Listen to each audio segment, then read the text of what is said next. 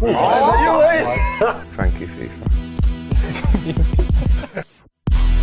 To celebrate the FIFA 23 ratings, we're going to play a game of FIFA 23 higher or lower. Jack and Cole is team 1, Erling and Nathan is team 2. And all you have to do is decide whether the next player is higher or lower. Do you think you've got higher or lower pace than Kevin De Bruyne? I don't think he was much higher, you know. De Bruyne's pace on FIFA 23, 74. Which means you are quicker than Kevin De Bruyne. That's the muggiest thing. I think under.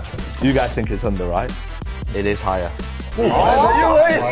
And he's also stronger than Erling. Did you not see what Erling done to him 2 years ago in the Champions League? I have seen it. I have got your ratings, Erling and Jack. What do you reckon? I'll take that all day long. Could have been higher, but I'll take an 88, yeah. And there you have it, the Manchester City FIFA 23 ratings. Make sure you pre-order the game and set your FUT team alight.